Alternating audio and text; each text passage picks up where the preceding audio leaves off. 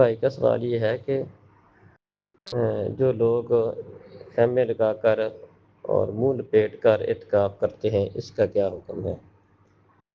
خیمہ لگانا یہ تو صحیح بخاری وغیرہ میں حدیث ہے، نبی صلی اللہ علیہ وسلم سے یہ بات ثابت ہے۔ تو موتقف کو چاہیے کہ وہ کوئی اپنا کپڑے وغیرہ کا علیحدہ خیمہ شیمہ بنا لے اور اس کے اندر بیٹھے، تاکہ اس کو ایک علیحدگی میسر ہو جہاں پر وہ اچھی طرح تنہائی میں عبادت کر سکے۔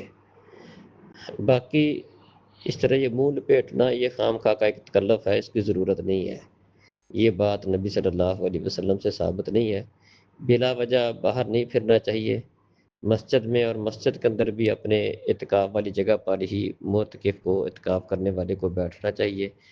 تو ہاں، اگر کوئی ضرورت ہے تو اس کے لیے جا سکتا ہے، قضاء حاجت کے لیے جانا ہے، یا جس طرح نبی صلی اللہ علیہ وسلم کے پاس ان کی بیویاں آئی تھیں ملنے کے لیے، تو آپ اپنی ایک بیوی کو گھر چھوڑنے کے لیے آگے تک گئے تھے۔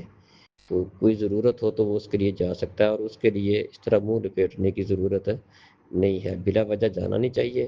اگر ضرورت ہو تو وہ اس میں منہ لپیٹے بغیر ہی وہ جا سکتا ہے، اس میں کوئی حرج والی بات نہیں ہے۔ یہ خام خواہ کا تکلف ہے اور لوگوں نے اس کو اختیار کیا ہوا ہے۔ اس کی کوئی دلیل قرآن و حدیث سے نہیں ہے۔ السلام علیکم۔